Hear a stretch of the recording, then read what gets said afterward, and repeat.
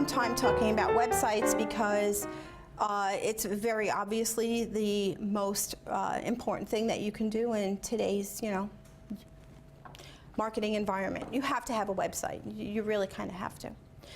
So let's talk a little bit about getting a good website. Do you know what SEO stands for? Search engine optimization. Okay. So SEO is what helps people find your website. There are keywords and phrases that the search engines use to be able to index your website. When your website has been around for quite a while and it's written correctly, your score is really high. And you can find your website's score by going to whois.sc. I have no clue what SC stands for. It'll bring up a window, you plug in your website here, you wait a minute or two, and it'll spit out all the analytics about your website.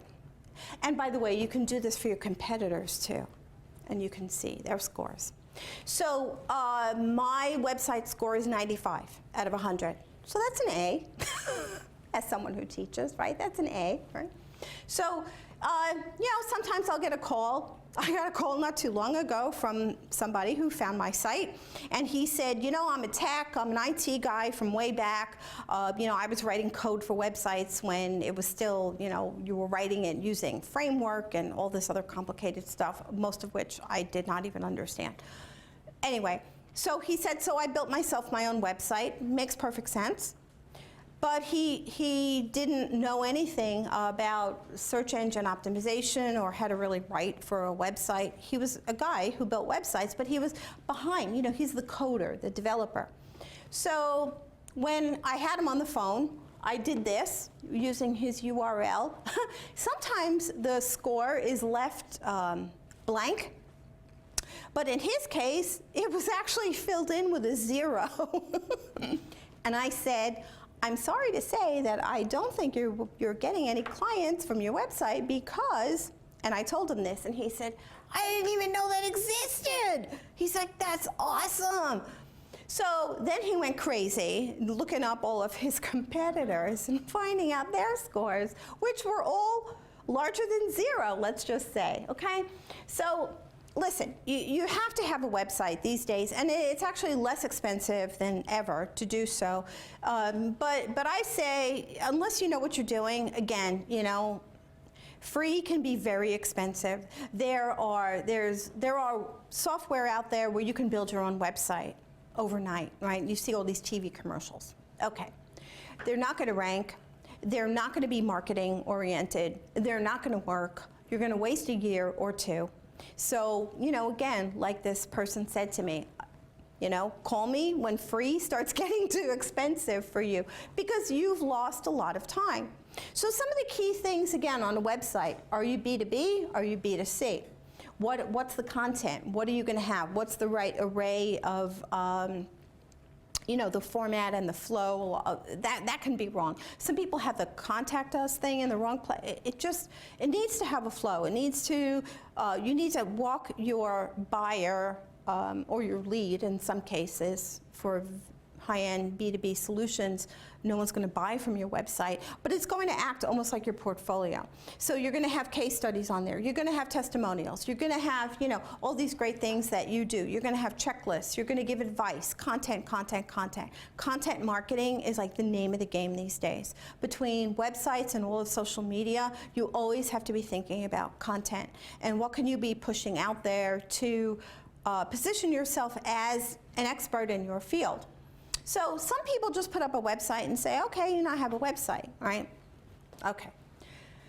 What they don't know is that there are a lot of things that go on behind the scenes of a website. And the next one is Moz.com. You can go to Moz.com and you can plug in your URL when you get one, if you don't have one yet, and it will tell you, based on your industry, that you answer a couple of questions, and it will tell you where you should be listed. So there's all these directory listings online, and you need to make sure that you go and claim your listings. Obviously, especially Google, obviously, Google Places or Google Local, they keep changing the name. Then you always want to have a Google Plus page. That's very, very important to rank in the search engines, and fill that with content as well. So you need to know the importance of backlinking to a website. There's something called domain authority, and the more credible backlinks you have to your website, the higher your domain authority. And that's important because the higher your domain authority, the higher you rank. So if you are, let's say, a dry cleaner in Fairfield, and those are your keywords, right? Your key phrase is dry cleaner Fairfield, then you want to make sure that you've worked that phrase appropriately into the copy of your website so that people can find you when they're searching for a dry cleaner in Fairfield. They have to be able to find you, okay? So it's important that you at least have a simple SEO report run for you before you start, writing your website. Again, if it's a hobby website and it's just family pictures, or you don't expect anyone to find it and you don't care, and it's just something that you want to put your own work up on. I know a lot of artists who do this. I've had a lot of artists as clients over time. They're not going to do all this SEO. They don't want words on their site. They want visuals. So there are some exceptions, but you can do other things, right, to get content on your site. So I just, I caution you that a website, everything digital is tentacles. I'm a visual thinker, and when I see a website, I don't see a flat page. I see something that has a form and a shape to it with lots and lots and lots of tentacles. And those tentacles reach out and back and forth with social media, with all of these directories, and some other fun tricks I'll teach you.